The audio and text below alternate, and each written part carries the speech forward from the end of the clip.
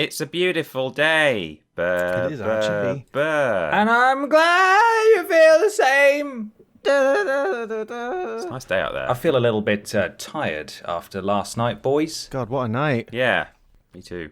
That was completely...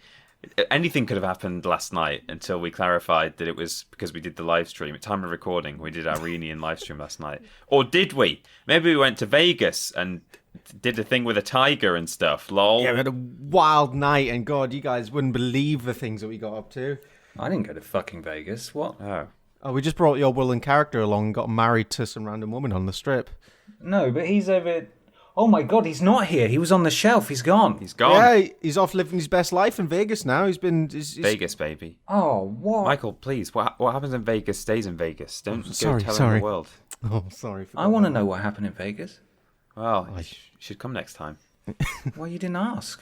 We said you want to come round for your tea. You said no. But that's not what that... Is that what that means? Is that code? Well, we had tea in Vegas. We were trying to decide where to go, Pizza Express or or the local pub, and we realised, they're both shut. But Vegas isn't. Oh. Yeah, Vegas is always open.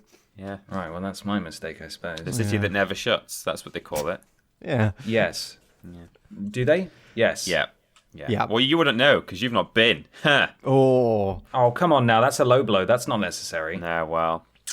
Next time. Well, I'll let you know next time when we're going to go to Vegas. You can come with us. You're not going to let me know. I don't know. We'll see. You're not going to fucking tell me anything.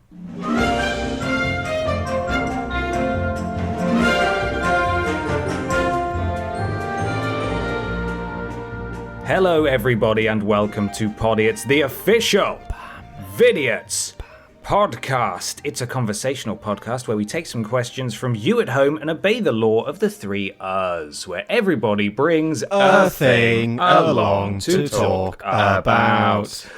I'm Ben. I'm Peter. And I'm Michael. There is new merchandise available right now. Oh my God, at long last. Cratey, Mikey. Yeah, talk us through your creative process from top to bottom, please. So I just slam some lines of speed, and I just kind of frantically move my arms around my keyboard and mouse. Okay. And just, sorry, Claudia's showing me a note, and it completely threw me off. Okay, that's the beauty of notes. They're very subtle. Yes. Especially if you address them. Yeah. Sorry. That's what they do on like the BBC and stuff, but they read them without sorry everyone watching, I'm just being there's shown a note. Just got some secret information here. Yeah. It was in cursive a little bit, and I couldn't read it, and so I realized I stopped talking, and I can't just say couldn't just pick up my sentence where I left off. That'd be ridiculous. We all know how good you are at reading notes, Michael. I'm the best. Yeah. I'm also good at reading from my mind, apparently. I just do lines of speed, unleash hell on Photoshop, and then out comes a lovely design. And you too can put these designs on your body and or mug when you visit store.yogscast.com and check out the Vidiots store. And if you want a little bit of an extra 50's worth of shirts, you can use code Vidiots at checkout for 10% off everything. Wow. On the store. Yeah. It's 10% off. It doesn't give you 50 shirts, just so you know. Yeah, sorry about that. I mean, you could get an extra 50's worth of shirts, but you're going to have to pay for them. Yeah. They're not free. Yeah. So please, do consider doing that. Are you not going to share with the rest of the class what was on the note? Oh, it was. We're going to tidy the flat after we do Podiots. Ah, there we go. I mean, really vital information that you needed to know. Immediately. Yeah. Fantastic. Yeah, just to let you know, when you finish the podcast, we're going to clean. Okay. Yeah. Brilliant stuff. Yeah. Hey, you know what, Mikey? Yeah. If we had enough donations, you could actually get someone to clean the flat for you, which I think we can all agree would be a very worthwhile cost. Yeah. And not a total waste at all. However, if you want to help fulfill Mikey's dream there, you can support us financially over at streamlabs.com/Podiots donations and donate £3 or more to get a shout out. You will join Pod Squad for the following episode, and these wonderful, high-flying, magnificent bastards and bastardettes... Well, language. Sorry, magnificent bastards? Yes. Thank you. Magnificent bastards and bastardettes have all signed up and enlisted with Pod Squad for this week. I love the enlisted It's like, come on. They've been drafted. Yeah, they've been conscripted. Yeah. We start off with, oh no, Bella died of COVID-19. Emily Lemons, L. Baker, 97. Avogadro Toast 11. Lord Brotovich, 6 years. Michael is anus, please help. There are fishes in my pants. Your inner voice is named Milo, and they say, picture yourself happy, prosperous, and enjoying your life. Now open your eyes. What did you see? You on a beach? With friends or loved ones? Wrong. You pictured yourself in a new shirt from Vidiots. So stay classy, so clean. Sorry, so classy, so clean merch. Bye. And then we get one from Mercenary, Prostitutes for Life, who accidentally donated to us twice. So I refunded one of his things, but then he just donated again. He can't be stopped. Whoa. He says, Mikey was very kind, but you get the money anyway. A proper mercenary never deals in refunds. So read this bit as ASMR. Merch. You know you want it. Go and buy it. You're a talented individual, and we respect your boundaries. You know you want it. Oh my God. Then we got one from Tiddy. Gooey Bug Spittoon, sorry. Good one, 420.69. Stephen Scodes, a little bit of Monica. And thank you again for the big generous donation, boys. You bring such joy to this sad and tragic time. I'm grateful for your humour, your genius, your spirit, your energy, and your gifts. Oh, we got gifts. Oh. Thank you for sharing your talented minds and keeping me and my husband laughing. The Vidiots are never a bit much for me. Well, thank you very much. A little tiny bit of Monica. And Enu Bean. The list continues. Bork Lasers Pork Taser. Nice. Itty Bitty Titty Committee. Oh. Arseface. Stukalicious. Arthur from Natural 9, who says, Vidiots, very generous donation, by the way, who says, Vidiots has changed, but I'm still here. Thank you for everything you do, boys, and have a fun podcast. Also, to Atlas, hashtag let Margaret from Persona 4 have merch. Does that make sense to anyone? She is a character in the video game Persona 4, and Atlas is the publisher of said video game. Right, Bam. I see. I don't understand the need for her merch, but there at least is some context for you. Yeah, pop it into the Vidiots donation feed, and I'm sure Atlas will find out. Atlas will get right on it. One vowel from Shira was also a very generous donation, but no message enclosed. But thank you very much indeed. Wow. Ben Potter's silky, sexy voice. Oh. What a winky wonky Willem Willy. The opposite of Lord Brotovich. Kevin from Con. Schlumpians Pump Dumpians.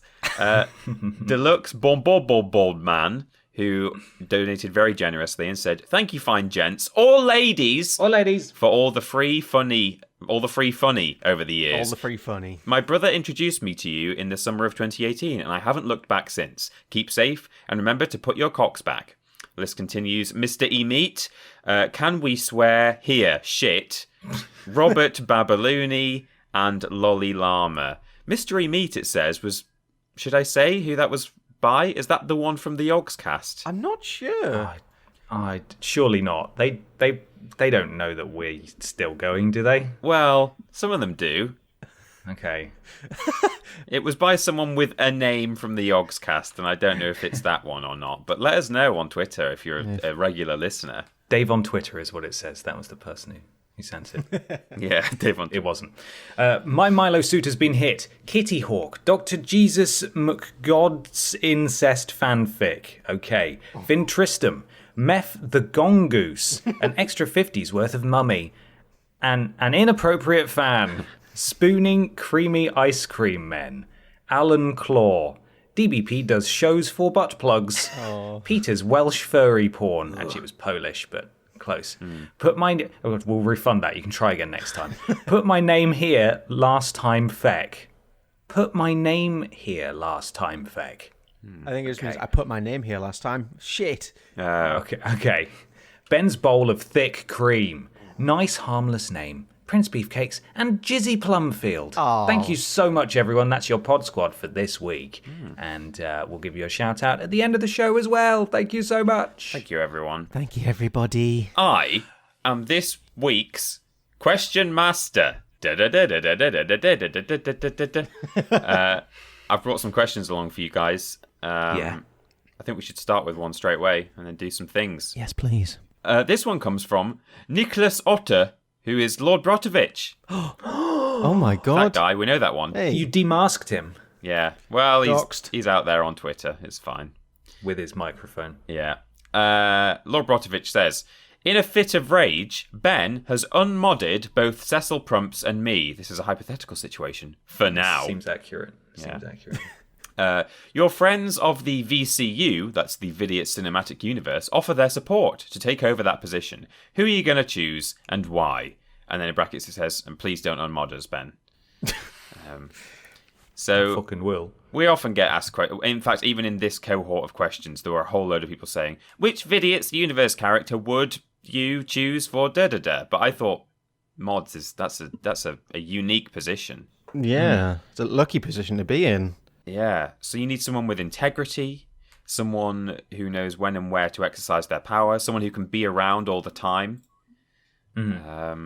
I would love to see Dick Machinko as a mod, just for him to put people down. It's like, 90, you sweet piece of shit. Yeah, Bam. a man with integrity. See, this is why I was worried, because if we went with Dick, there would be deaths and also probably martial law. I don't think anyone would be able to have fun. No. But what a time that he'd have, and we'd have just watch him unleash hell and destroy our audience. We could just point in a direction and he'd go there. I personally think although he's often probably one of the lowest hanging fruit, would Dave Benson do mods for stuff, do you think? Yeah. I think he would. What kind of stuff do you think in exchange for modding? Because we all know modding is a really, really tough job. So he would need a lot of stuff. A special badge on Twitch, a couple of emotes. Maybe. Yeah, well, yeah, he'd get those By default. as part and parcel of doing the job. But like, what real world tangible stuff would Dave want in exchange for modding? DVD. DVD. Never a DVD. He's got loads of them though. I'm going to say 6 photo albums from random families. Okay. Yeah. That's what he'd want. Wow. I mean, I want those too. So I get that. I love photo albums. I would love just photo albums from random families, so I think he'd want that too. It would be interesting. You could just make up your own narrative in your head as you scrolled through the photos, wondering who was who, Yeah. how they were related. What an adventure. How about he would want enough cowboy hats for a posse of 12? Nice. And then yes. he could wear it while modding, but then he could also enlist local 90s celebrities in the circles that he runs in. Oh. And they could all posse up and go do kids shows and stuff in exchange for more stuff. It's trickle down economics. Oh, that sounds like the perfect mod squad. 90s children's TV presenters with cowboy hats. Yeehaw. Yes. One alternative I've just thought of. Let's not forget that Jeff the Mongoose has hands, Oh. so he can type and use a mouse. That's true. At the same time, though, Bobby Babalooni does kids' birthday parties and is used to interacting with probably unruly children. And let's be honest, that's not too far removed from most Twitch chats. Yeah. From you lot. So if we could get a series of emotes created involving balloon animals that she could post, everyone would be distracted and thrilled. And Yeah, it's like a Twitch balloon experience. I want that. Who'd be the ultimate mod? I think we've got to decide on one, because you can go, chaotic with it, or you can go lawful with it. All the D&D alignments. We need to find our new mod. I tell you what we do need to do for future questions of this sort is have a full list of all the friends in the universe. yeah, Just a reference. I can't even remember most of them. Yeah. we can't have rules, boss. We got to rule him out because he would be useless. Yeah. He's watching on a delay of up to an hour sometimes, and that's just not going to work, is it? No. Psycho Seagull, too chaotic. Meatface, not sentient. No. Just be the worst mod ever. Probably been eaten by the children. Yeah. The children really wanted to cook him and eat him, she said, the mum. Oh, dear. Christ, what else is there? Imagine if you had meat first. I would not. He would live in my freezer forever and ever, like wedding cake. Yeah. My prized possession. What about Stick him in the oven? What about the fast cow that's wanted by police? Because if there's any sort of naughtiness, the cow could just be round the house of whoever did the naughtiness in just like no time at all. Because he's fast and he's always on the move. Yeah. On the move. Because he's scared of the police catching up. Exactly. That's another option. Could be it. Oh God, there's so many. There's so many choices. So many brilliant candidates for this role. Yeah. McNuggies, Ronald Coon. Do you want some of my McNuggies? Maybe Dave. Dave on Twitter. Oh, Dave. That's true. We could draft David. Yeah. Yeah. I do actually, yeah. No, because he'd bring people in the chat drinks. He's got a friendly face. He's competent at using a browser because he's on Twitter right now all the time. Bam, he's ticking all the boxes. I think it's got to be at Dave on Twitter.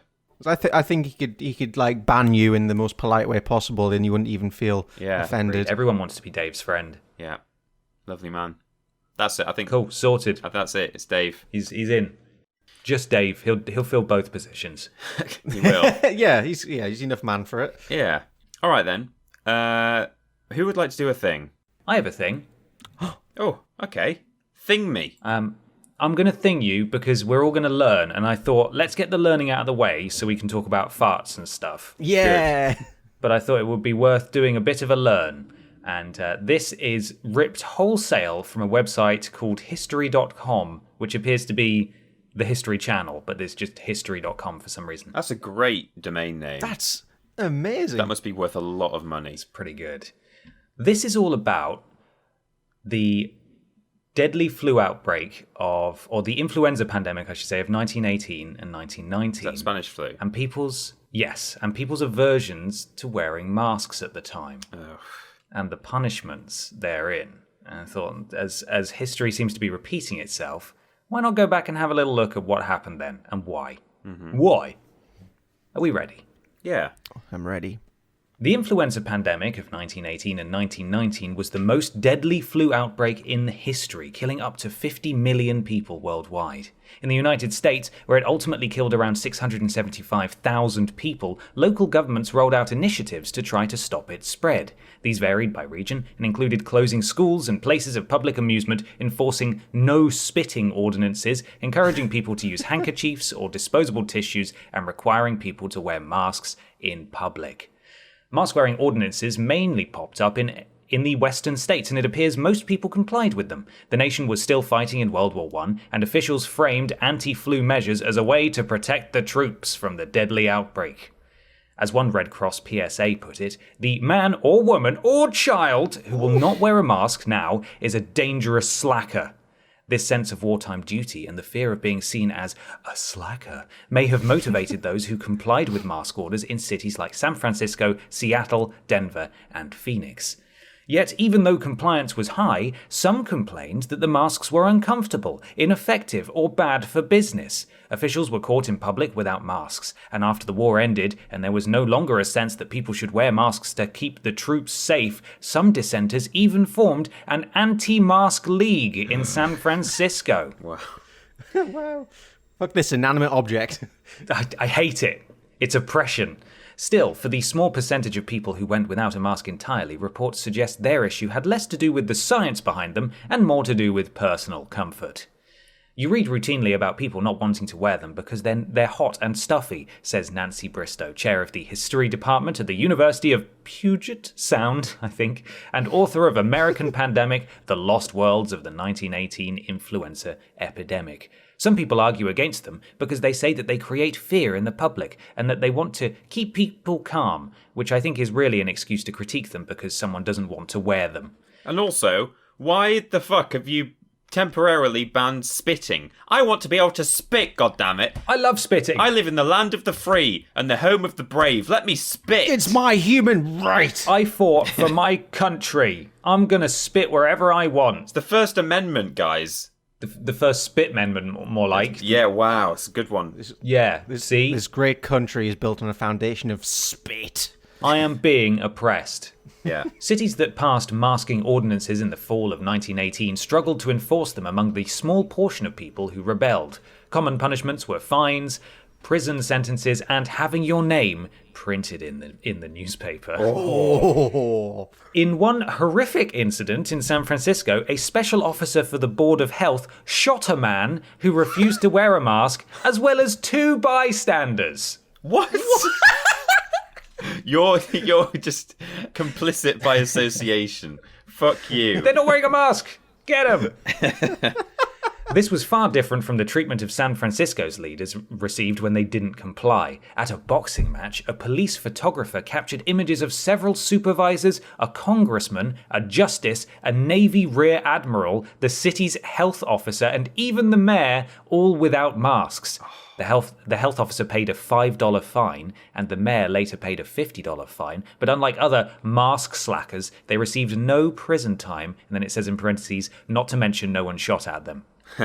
San Francisco's first masking order began in October and ended in November after the World War I armistice. In January, when flu cases began to surge again in San Francisco, the city implemented a second mask order. This time the resistance was much more intense. A group of dissenters that included a few physicians and one member of the Board of Supervisors formed the Anti-Mask League, which held a public meeting of over 2,000 attendees. Brilliant. Nice. It's speculated the resistance to San Francisco's second mask order may have been more intense because the country was no longer at war and some residents didn't feel the same sense of patriotic duty they had before. In any case, the city was an outlier. It doesn't appear that there were similar leagues or protests in other cities. Because they all died because they had 2,000-man meetings. They're all dead.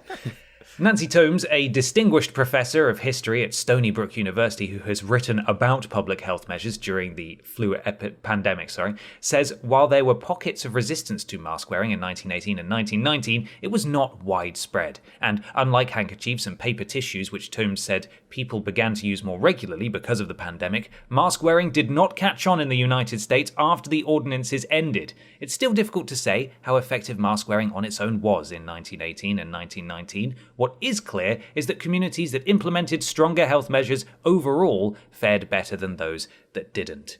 Today we can look back and see they flattened the curve, and the communities that did enforce much stricter regulations and for a longer period of time and began earlier had lower death rates, Bristow says. But they didn't have that data tabulated yet, so I think in the aftermath it wasn't as clear that what they had done had been effective. There we go. They just didn't have the data at the time to prove to people, hey, look, this will help. And even though we now definitely have that data, people still don't want to wear masks and they just want to spit everywhere. It's weird. Is in certain parts of Asia, years ago there was a massive cultural shift when I think it was like to do with like outbreaks of SARS and stuff. Like these are countries that have been already experienced, pandemics on a much smaller scale to COVID-19, but they've been able to do this shift from, right, masks are fine, so let's all wear them, and it's just kind of accepted that even when there's, not the threat of a deadly virus, people will wear it. And it's smart. It's because it is very good. I mean, it's not that uncomfortable. You can get some nice stylish masks. You can look pretty sick while out and about and staying safe, and it's good because it's going to be weird for a while, and we need to stop breathing on each other. Yeah. Yep. Yeah. If you have access to a mask, do wear it. And if you don't have access to a mask, wear a scarf or a handkerchief, or just be careful. Just exercise due caution. A thong. People wearing thongs on their faces. Great. Do it. Go crazy. Yeah, have some fun with it. Make your mask is beautiful. Live your truth. Oh, thank you, Ben. Wow. Well, that was very eye-opening, Ben. Thank you. We've got a thing here from Sammy B, Captain Loogie, who says, "You've been invited to DJ at my wedding." My being Sammy B's wedding, not my Peter Austin's wedding. Oh, damn it. Okay. What middies have you queued up to wow my guests?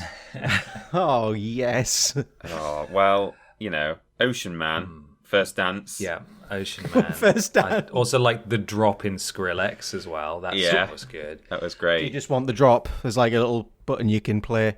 Boo-woo, bee-boo-boo. How about Through the Fire and the Flames?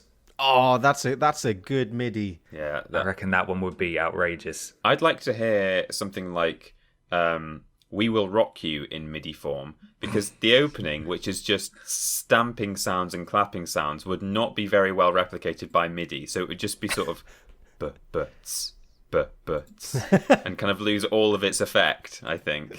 Oh, I don't know. I think I've got faith in him. I think a MIDI could pretty faithfully replicate that. Yeah? Because you can have like 100 instruments going at once, so you just need to build that up and just... and it'll be weird and bitty, but it'll be good. Maybe, yeah. Was it the chicken dance? Oh. Yeah, chicken dance would be really good. It's a classic. El Chombo, Shaka Run. Oh. I think that would make a good MIDI as well. That one. Yeah. I'm just looking through my actual MIDI downloads at the minute. The Simpsons theme song, everybody's favourite wedding hit. Oh, God, perfect. Yeah. You know, El Chombo came after an old video I uploaded about 8 or 9 years ago, and he came after it last year just to copyright claim it because it had a clip of his music in it. God, Really? Wow. Took him 8 years to find it, but he claimed that video with 100 views, and I hope it's worth every penny and every hour of effort it took to do it. He's on a mission to hunt down every video that uses the song on the internet. He's doing it. He's up to 2008. That's what you get for making meme music, man. Make good music and people won't use it in their stupid videos. God. I would love, like, maybe not an entire wedding night DJ set of MIDIs, but, you know, like the MIDI hour where it's like midnight, your uncle's passed out, everyone's a bit drunk, let's get to know the family better and listen to some MIDI. Yeah, it's MIDI midnight. Yeah. There we go. 6 midis to MIDI night. Nice. But I think just any song you could put into MIDI form and it just works. It's great. It's a new experience, makes it more visceral. Yeah. Yeah. I'm trying to think of certain songs that kind of rely on the exact instrument used in the song, and if you know the moment you, I mean, a bit like the Skrillex one, you know, it was trying to be sort of bassy wobs and stuff, and it was just sort of, which you know is in some ways that's what dubstep is. It's just sounds, but you know it's very reliant on the timbre, I believe, is the technical term. Oh. Possibly, I might be misusing that actually. But How about Sail? Oh, yeah, Sail would be great. just, yeah. Oh, God. I'm listening to that. The second this podcast ends, I'm going to whack up my MIDI player and just have a bop. It's gotta just tweet it completely without context, please. Yeah. What should you walk down the aisle to in MIDI form? I've decided we're also doing that. The ceremony is MIDI. Yeah, well. Maybe just a MIDI form of Here Comes the Bride. Why not? Yeah, a classic. Or hear me out. Yeah. How about Muse Uprising in MIDI form? Sure. Yeah, I like that. They will not something us, but in MIDI. I want to hear That'd be that. so eerie. It would be astonishingly car wreckish, I think. I'd love to hear Chop Suey in MIDI form. Beep beep. Beep beep beep beep beep beep beep beep beep. Beep boop. Yeah. Yeah. I think, that's this. I think we created the perfect wedding there. So Oh, fuck. enjoy your playlist. Use it wisely for when you actually get married. Well, Enjoy it, Sammy. Yeah, have a good day, Sammy. And congratulations to you and Mrs. B. Mrs. B. Sammy B and Mrs. B. Yeah. The pair of Bs. I hope she likes MIDI. Otherwise, she's going to have a miserable wedding. Yeah, definitely. Who doesn't like MIDI? Miserable. We will quickly move on to another question. Oh. Yeah. Because James at Corrosion Audio simply asks, cheese or petrol? Oh, fuck. That's hard. It is hard, isn't it? I think the world has to lose either cheese or petrol, and we've got to decide which one goes. Okay. Well, the thing is, does petrol doesn't count diesel, does it? I think maybe we have to include diesel in petrol. I don't know how fuels work. I mean, they're not the same, but I'm just saying, you know, it would be quite easy just to say, well, we'll get rid of petrol and convert to diesel. But Yeah. I think Maybe there's a plus side to getting rid of petrol, though. That means the world will stop relying on petrol for its cars. We'll all switch to electric automobiles, and by that, we'll save the planet. or cars powered by cheese. Oh my God, there we go. Yeah. They would Okay. smell either lovely or horrible. I'm not sure. God. allow me to state the obvious, just for each side. The world is simply not ready to suddenly lose fossil fuels immediately. Everything will break. I honestly thought you were going to say the world is not ready to lose cheese immediately. But on the other hand, the world is not ready to lose cheese because it's delicious. We don't have the technology for cheese-powered cars just yet. No.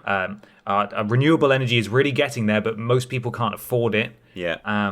So, how are you going to get your cheese if you live far away enough from the shops that you rely on Petrol to get you to the cheese vendor? True. Oh God. It's all connected. This is a very complicated issue, and there'll be several committees that we'll need to form to get to the bottom of this. Absolutely. And we're not wearing masks, let me tell you that. Absolutely not. Unless they're made out of cheese.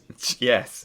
There are a lot of developing countries that obviously are not don't have the technology to have loads and loads of renewable based cars either. So, certainly there's a growing market for electric cars in the UK and in the West, but there are a lot of nations of the world that rely even more heavily on petrol than we do. So we've got to think about others too, Yeah.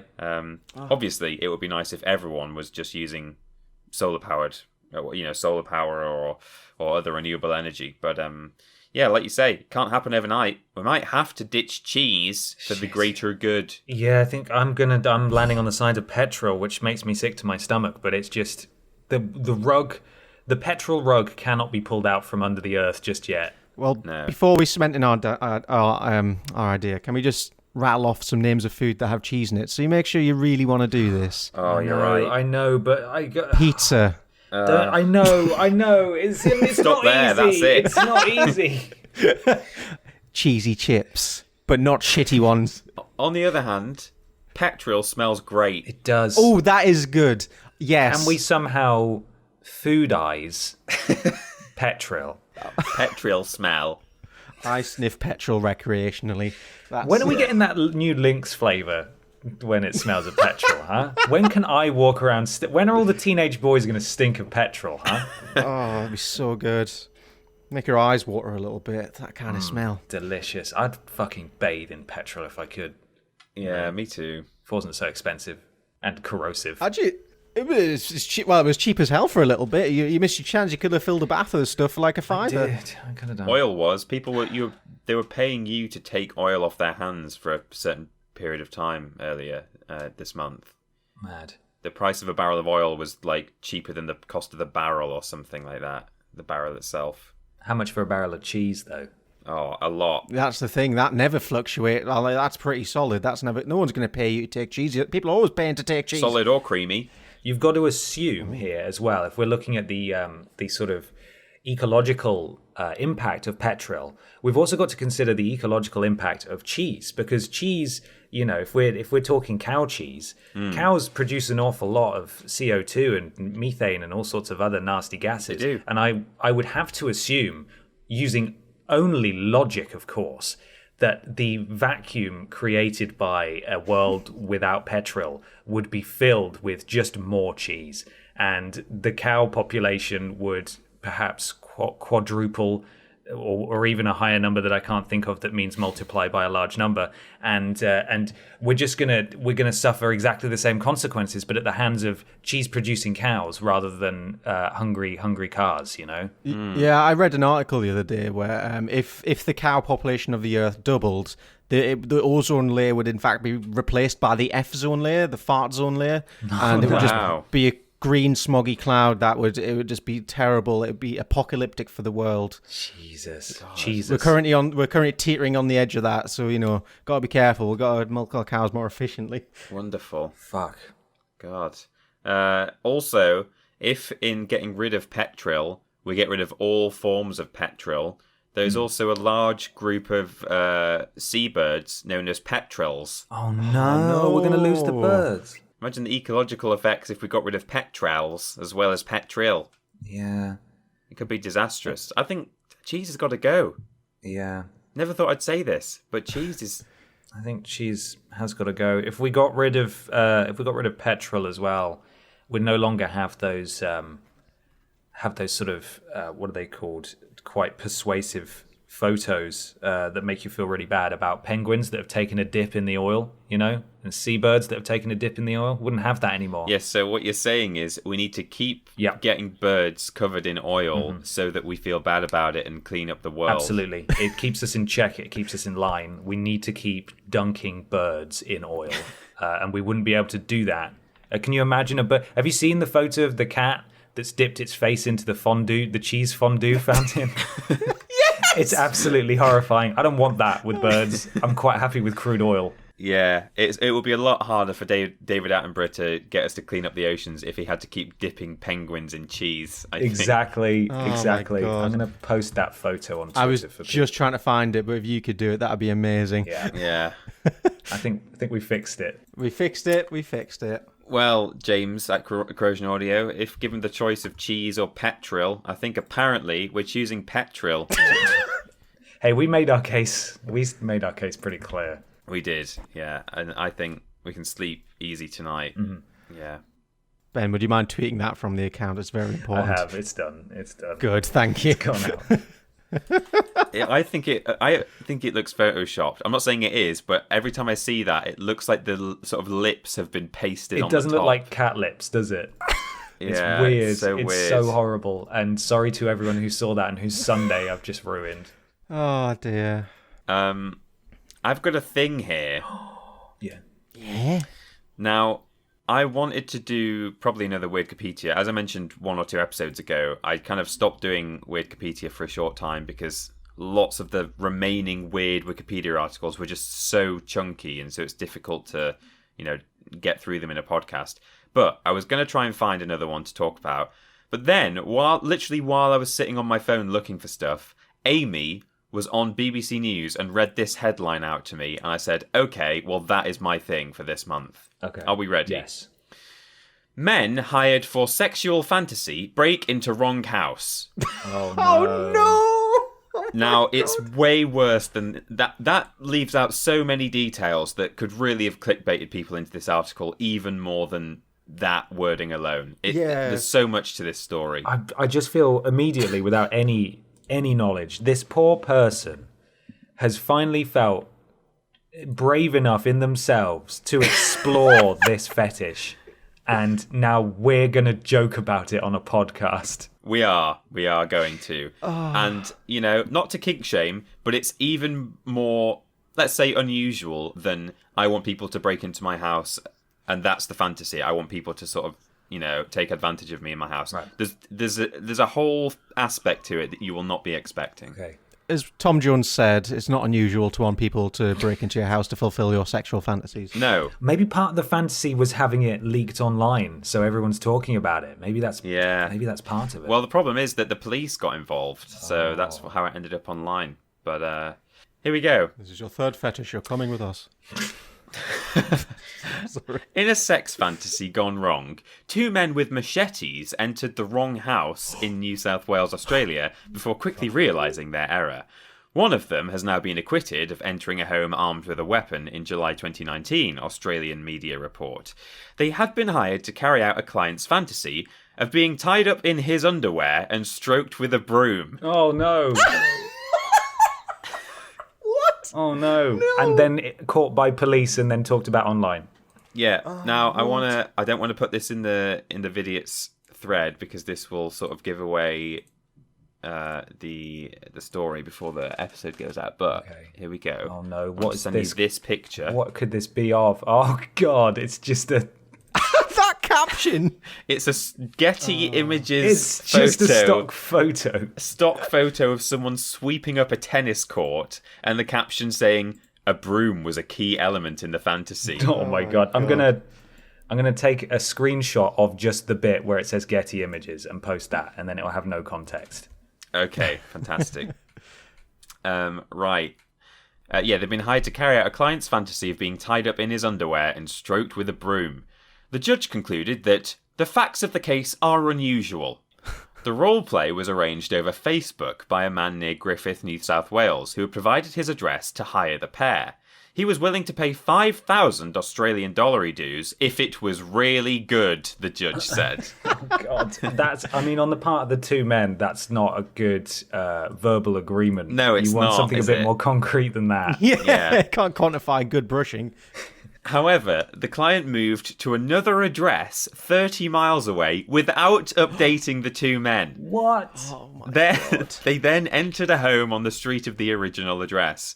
When the resident noticed a light on in his kitchen at 6:15 in the morning, he assumed it was a friend who came by daily to make morning coffee. What? Which is in itself quite strange. But Psychopathic behaviour, but fine.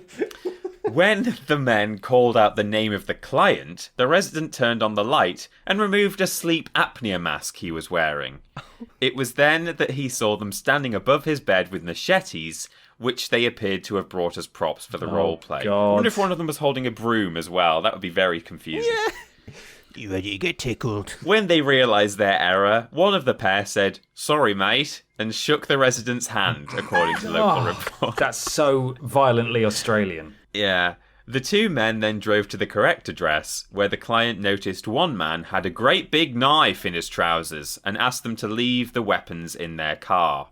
The client then cooked bacon, eggs, and noodles, and a short time later, the police arrived at the property, found the machetes in the car, and arrested the hired pair. Wow. The judge ruled that evidence did not suggest the men's actions were intentional.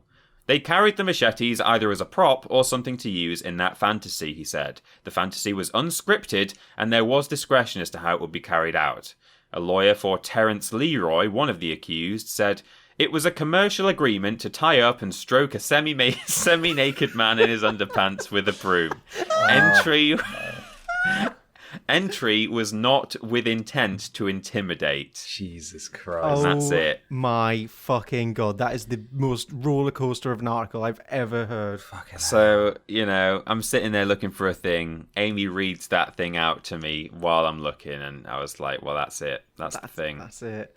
What I like about that story is that it's no part of that does it seem sort of mean-spirited or nasty. Everything is explainable. No. It was just a big misunderstanding. Yeah. He shook the guy's hand who he woke up. So nice. I imagine you're in your bed and you see two men like at the bottom of your bed holding machetes.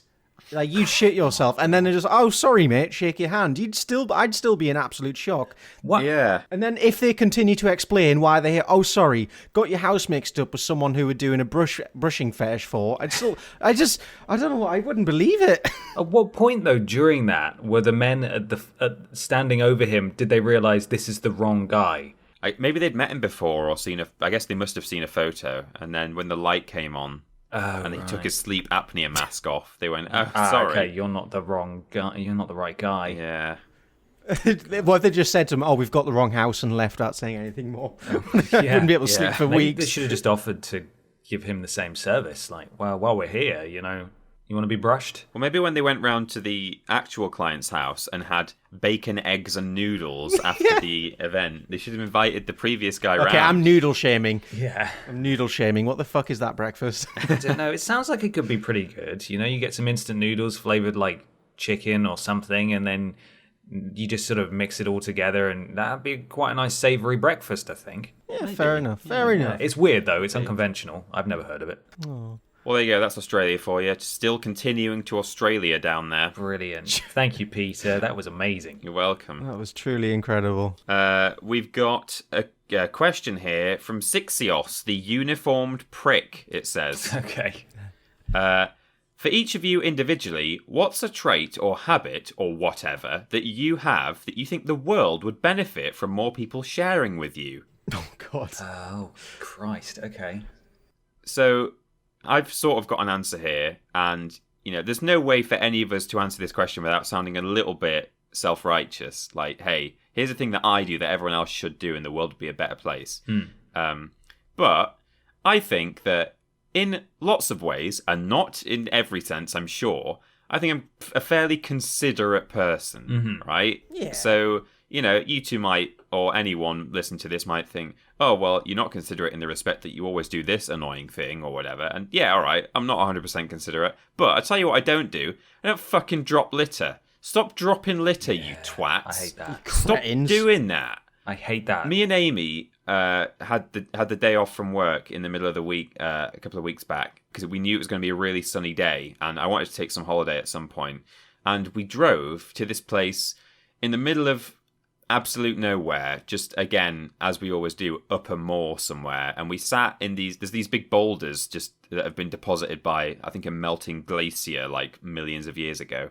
And it's a desolate place, but there's just these boulders there. And we went and sat there to have our lunch that we'd taken with us. And when we got there, the closer we got, we started to just see the odd sort of wrapper of stuff and, little bits of cardboard. And then when we got to the boulders, it was just full of empty cans and crisp Shitheads. packets and tissues. I also see now a load of rubber gloves and masks and stuff just really? discarded all over the place. Yeah, like it's the new kind of litter. Yeah, I've seen rubber gloves everywhere. It's like, what the fuck? Just put it in your pocket, put it in a bin. Especially in the centre of Bristol. It's not like you're out in the middle of nowhere with no bins. There's literally a bin, probably within 30 seconds walk from where you are right now. Stop being a shit. Yeah, definitely. And even if you're in somewhere like where I was, where obviously there aren't bins around, if you were able to carry a full can of beer, if you've got the strength in your arm to carry a full can of beer up to the rocks, you've certainly got the strength to carry it back to your car when it's empty, Yeah. So, God, yeah, just think of other people a little bit, hold doors open for people, or, just don't drop litter, don't be a twat. I think that's what, I'd like to think that I'm, at least in that respect, a decent enough person. Very fair. Yeah. I think I would want to give the world just like a little bit of video editing skill, because I just think that if the world could like just create something from nothing, imagine the output, imagine what that would be like.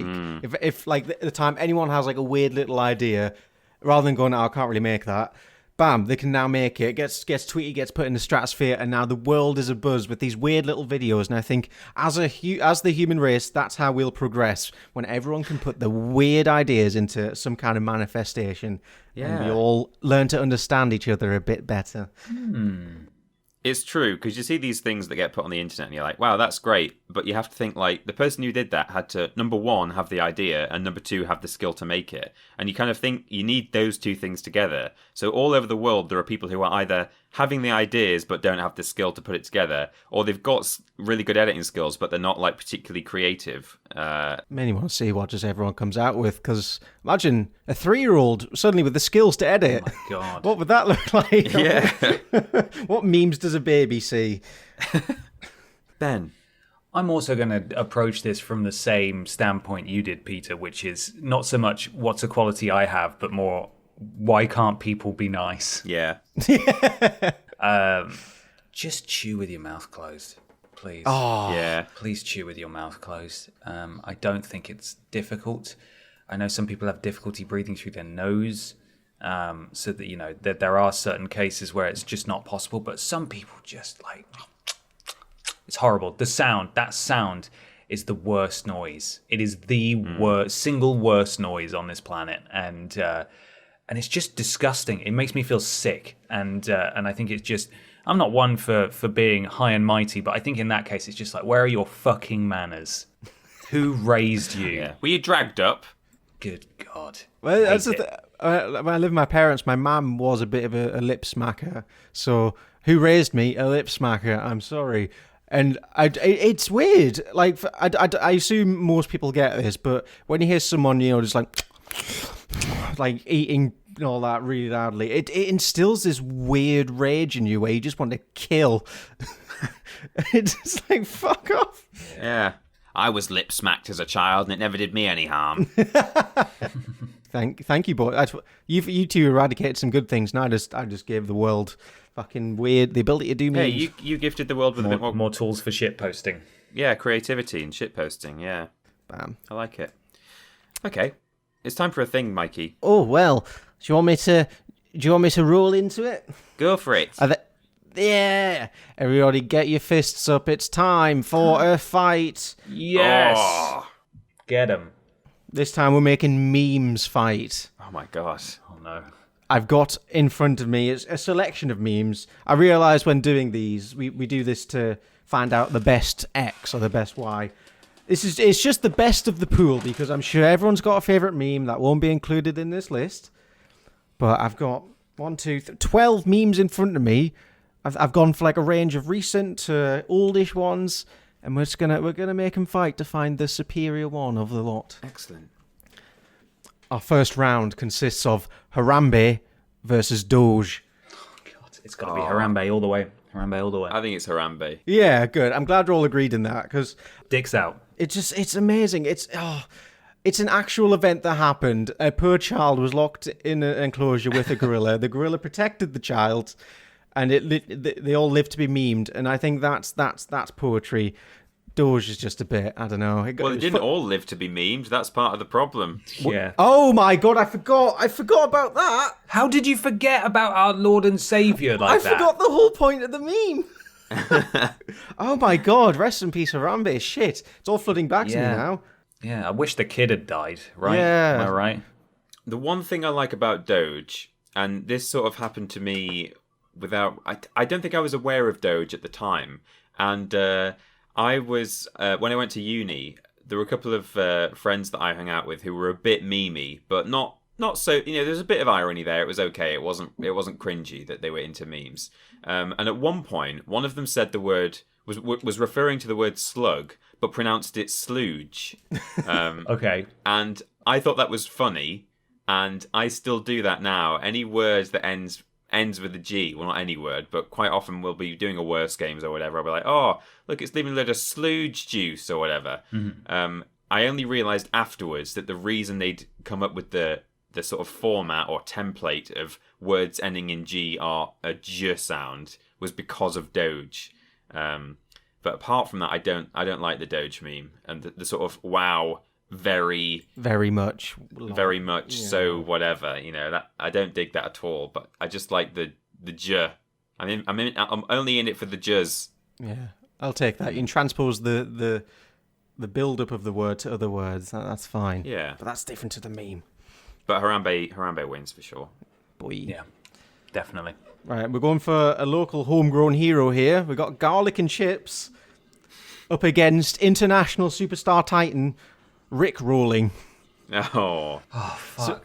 So we've got our own personal little cute meme versus what is arguably a juggernaut, a titan.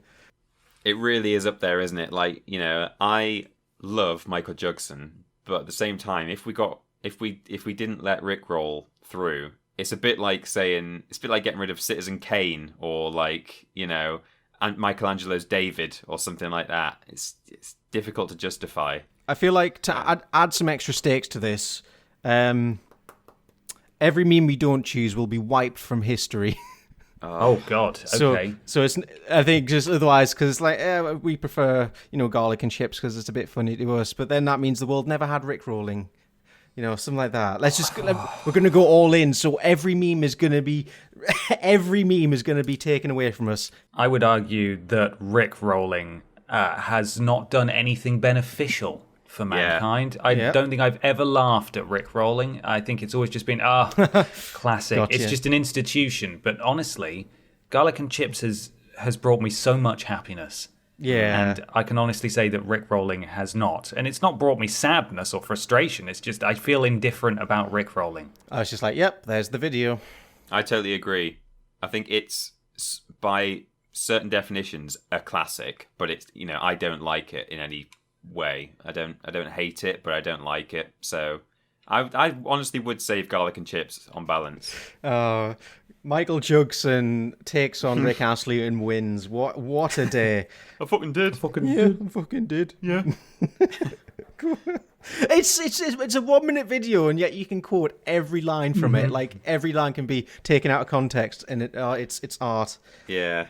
Right. The next fight is 1960s Spider-Man versus Hide the Pain Harold. Oh, both. So 1960s Spider-Man, as you know, is stills from the old 1960s cartoon, like Spider-Man sat behind the desks, Spider-Man pointing at himself, Pointing at himself, Oh, yeah. I mean, and Hide the Pain Harold is that stock photo guy who always looks like he's in who pain. they tracked down, right? They tracked him down, and now he's self-aware. I can't say I've ever really gotten anything from the Hide the Pain Harold thing. I think it's funny, like the journey of finding him and stuff, but I feel no personal affinity for that meme, whereas the Spider-Man one, very versatile. Lots of stills that can be used, you know? Great quotes. I feel like the pointing at one is, where he's pointing at himself, that is such a good meme template and is used all the time in brilliant ways that I don't think we could be without it. Yeah. That's a very good point, yeah. I don't actually feel very strongly about either. So I think whoever these come up against going forward, I'm not going to vote for either of them. But but right now, yeah, I think I would save Spider-Man. Yeah, I think Hide the Pain Harold was fun for a bit. And then, yeah, because now there was a period where I saw him doing, like, advertisements on Facebook where he was, like, advertising some kind of, like, student discount card. It was him getting his hair cut and buying some sick crepes with his discount card. And it was like, the meme's gone mainstream. I mean, good for him. Make that money. Who'd have expected posing for a stock photo? But yeah, at the same time, whatever. Not fussed. Whatever. 1960 Spider-Man, it's got heart. Yeah. Right, next round. Shrek versus John Cena. Oh, God, it's got to be Shrek, hasn't it? I think so, because Shrek has a whole load of stuff attached to it. I think without Shrek, there wouldn't be the Smash Mouth memes. True. The John Cena meme is dead as well, I would say, and his name is John Cena. That one had its moment. It was a good moment, though. And it's also, in a way, it's a bit of a Rickroll Yeah, it is. in itself. It's just kind of, tricked you.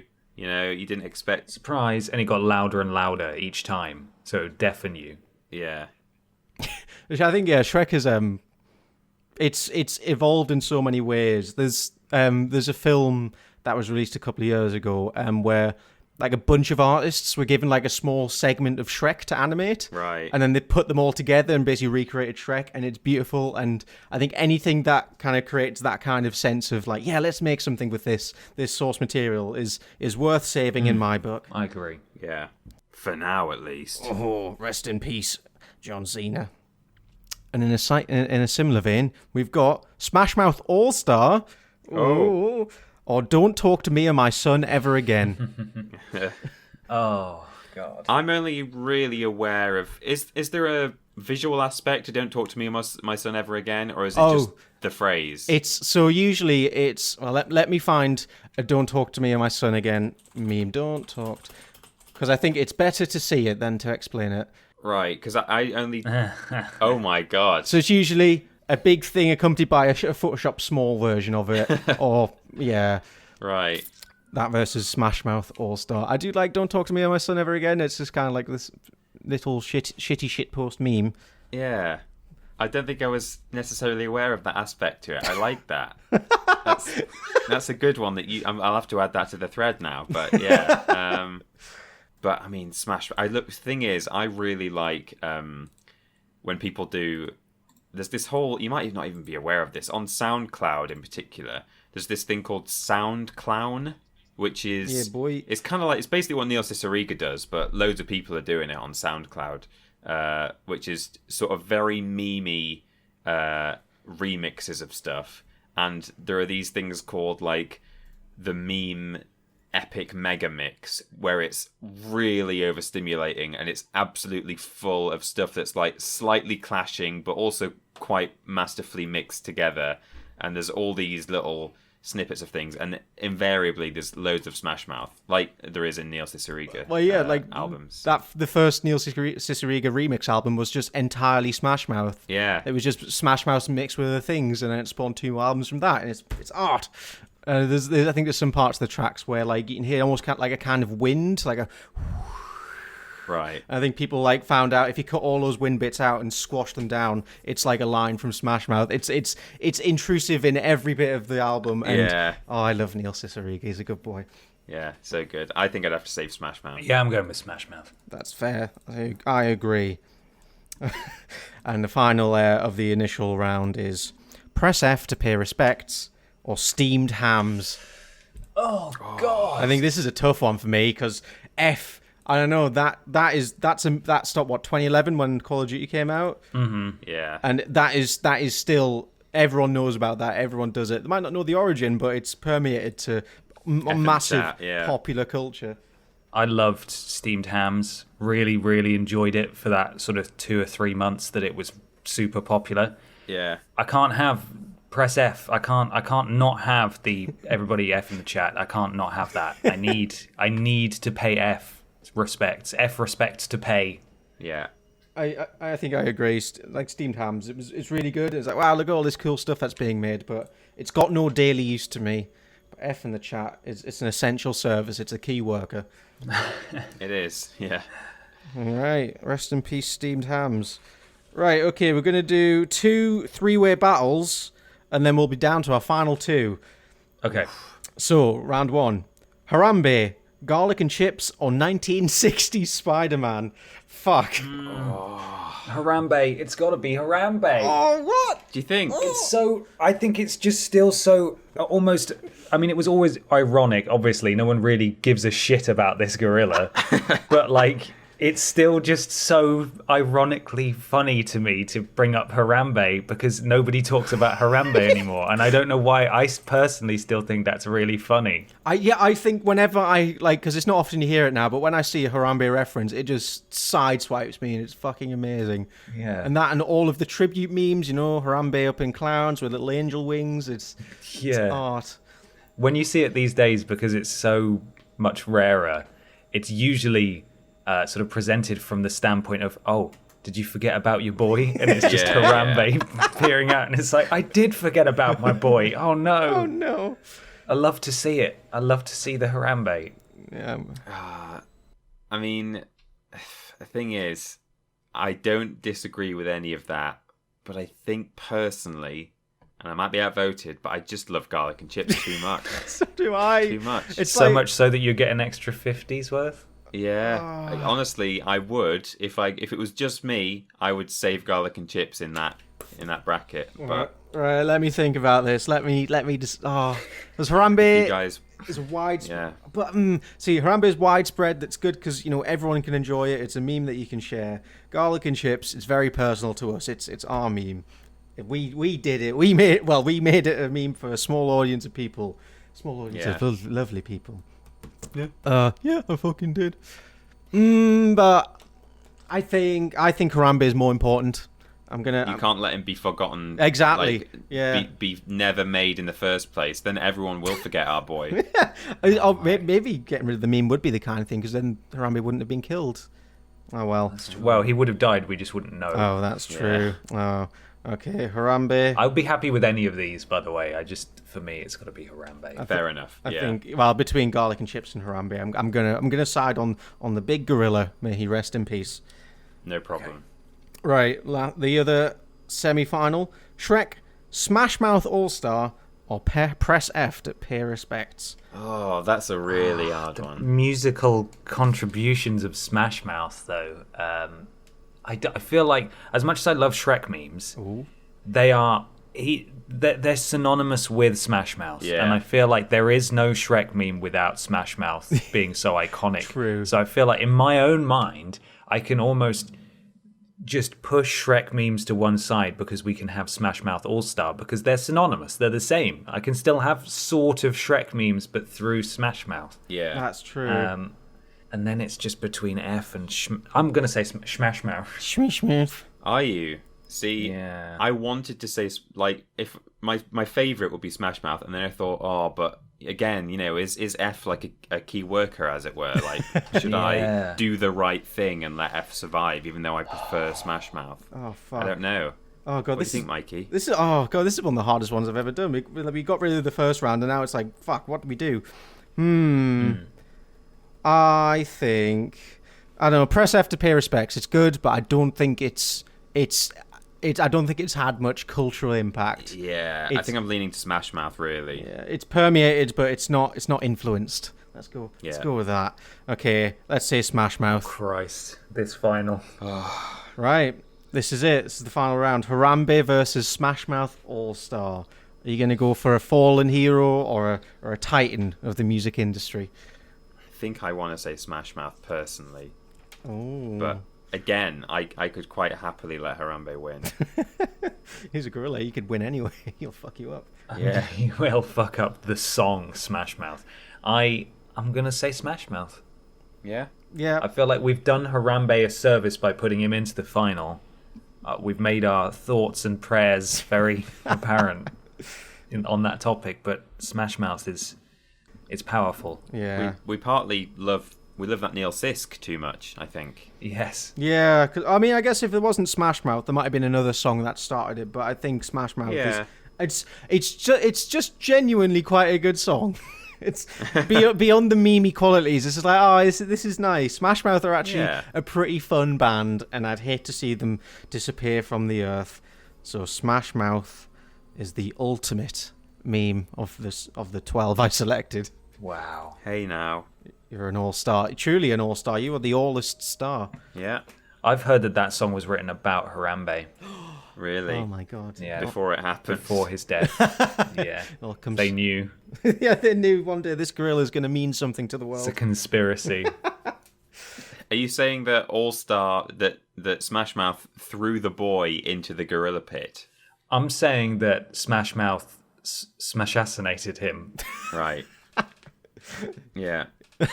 Well, thank you very much, boys, for making memes slap fists with me. Thank you, Michael. Well, thank you for your thing, Mikey.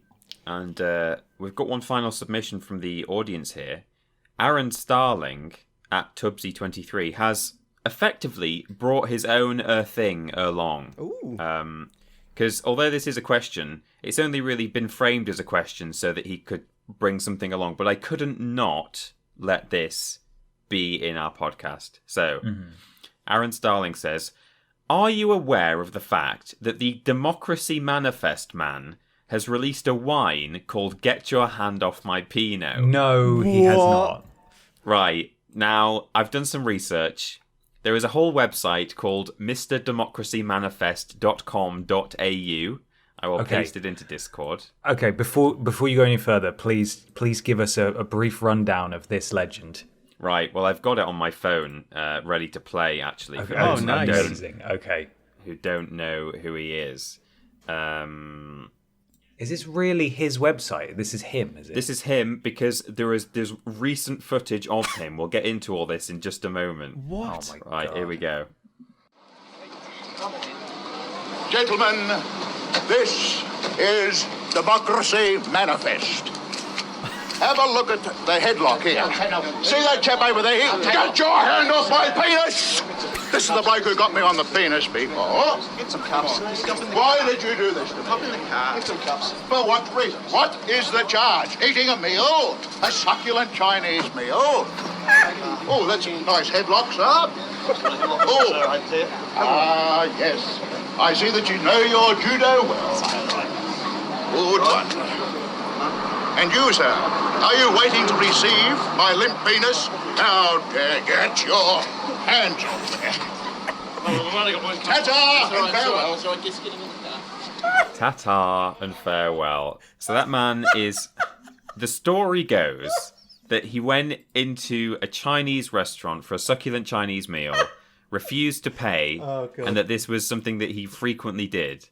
So the restaurant called the police, and he got arrested for it. And that is the recording of him being arrested. Oh my god.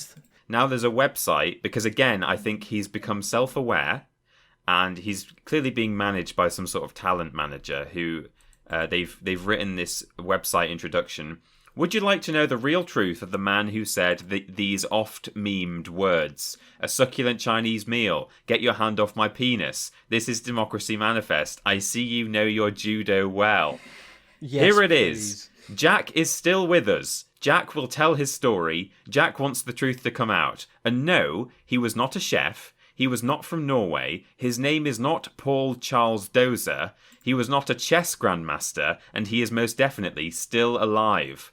Sorry to all you journos who reported this so very, very wrongly. Stay tuned. Jack, the real legendary man from that video of his arrest we all know, love, and use in memes, will tell his story soon. This will be even bigger than his arrest video all those years ago. Oh, God. Would you like to book an interview with Mr. Democracy Manifest? Yes. You can contact Jack's agent with your details and offer. Succulent Chinese meals aren't cheap, it says. So there's all that. And then on this website, there is a music video for a song called Dine and Dash by a band called The Chats. Oh my God. And Okay. it's them singing their song, and right at the end, they have got Jack, the Democracy Manifest man, to do a whole bit at the end of their music video. They're in a steakhouse. They run off without paying. Democracy Manifest man comes out of the restaurant to shout at the police who are chasing the Chats, and then he starts getting arrested. And it's him, and this is what he says. Democracy Manifest. God, you've done it. You've done judo before, haven't you? Magnificently so. Look at your head. You don't even know where you are, you fool. mee-mee. There we go. Fat on, fellow. What she said? So that's it. He's recreated Wow. his moment. And I'll send you guys a link for later viewing, which I'm sure you'll want to see. Oh, Okay. yes, please. There's a store. Mm-hmm. He's selling t-shirts, mugs, and get your hands off my Pinot. Limited edition. Have a drink. This succulent Victorian Pinot is made with freshness as the main focus. Bright red fruits that know their judo well. God. Fine tannins that put the wine in a gentle headlock with a long finish. So there he is. That's Fucking hell. what's happened. I have some news. Yeah. Oh. I tried to buy some Pinot, Right. but it doesn't deliver outside of Australia. Fuck. Oh. I have now bought a Judo Academy stubby. Right. It says Democracy Manifest, World Class Judo Academy on it, and on the back it says get your hand off my penis. That's amazing. I'm just looking at the store now, and this is magic. It cost me £20 with international shipping. And I will let you know when it arrives. Please do. Fantastic. Thank you. Oh my God. Very sad I couldn't get the Pinot though. Oh. Maybe one day it'll get imported. They'll go mainstream. Wow.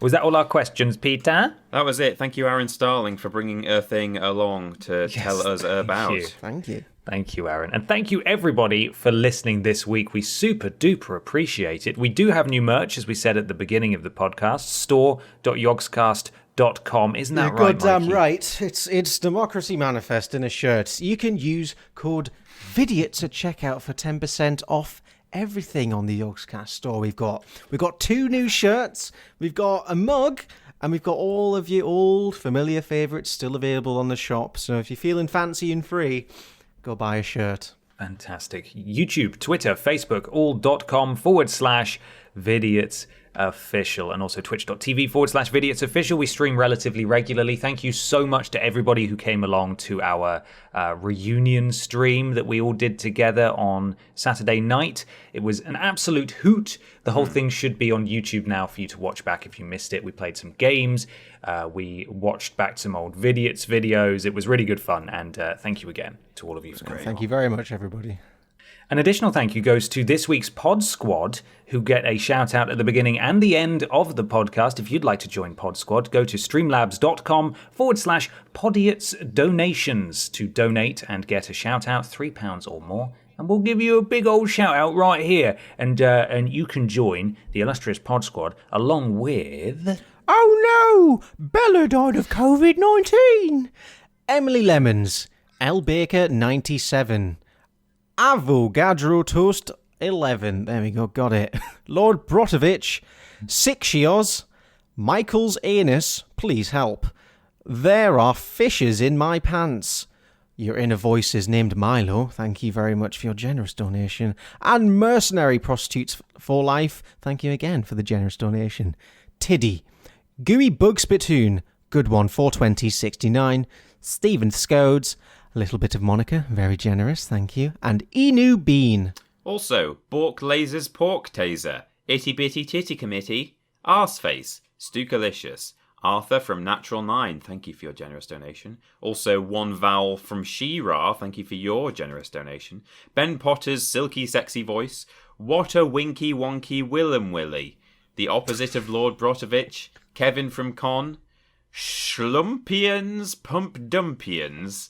Deluxe Bon Bon Bon Bon Man, thank you for your generous donation. Mystery Meat, who might be a Yogscast employee. Can we swear here shit? Robert Babalooni, and Lolly Llama.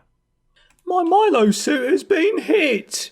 Kitty Hawk, Dr. Jesus McGod's incest fanfic, Finn Tristram, Meth the Gongoose, an extra 50's worth of mummy, an inappropriate fan, Spooning Creamy Ice Cream Men, Alan Claw, DBP does shows for butt plugs, Peter's Welsh furry porn, Put My Name Here Last Time Feck, Ben's Bowl of Thick Cream, nice harmless name, Prince Beefcakes, and Jizzy Plumfield. Thank you so much, Pod Squad, for this week. Remember, one more time, streamlabs.com/Podiots donations, £3 or more. I should slow down with that. Podiots donations with S's on the end, £3 or more. You get a shout out at the beginning and the end of the show. Mikey, where can people find you on the internet? Me on the Twitter. That's where I do all my business right now. You can follow me on @ParrotBoy. And currently, I'm learning 3D software, so that's all my Twitter is at the minute. So get used to it. I'm sorry. Oh, it's so good. You're doing it's very really well. Good. It's really good. I'm proud of myself. It's finally clicking after trying for years. So if you go on my Twitter, you can see a pigeon on a well. Wow, magic. Oh, I've not seen that yet. Nice. You're in for a treat, Peter. It's a really good pigeon and a great well. Yeah? Oh, just the wellest well. Peter, where can people find us? They can find us at Team Triple Jump on Twitter, Facebook, YouTube, Twitch, Patreon, wherever you like. We are doing content that you might think is familiar if you've watched Vidiots. Things like Rules Boss, To Prove It, Worst Games Ever, Podcast, which is a video game podcast, not conversational. We're doing cooking, all kinds of things. Go and do that. It's like Vidiots 2, but not it doesn't have Mikey. Finally, leave us an iTunes review or a review/rating on your platform of choice. It helps something to do with algorithms. Much appreciated. Thank you for listening, everybody. Do we have a final question for people listening at home?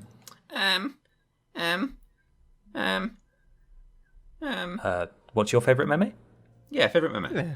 What's your favourite meme? Tell me about your favourite meme. Take a seat and talk to me about your meme. Yes. Meme. Okay, then that's the end. All right. Yep. Bye, everybody. Bye. Thanks for listening. Bye. Bye.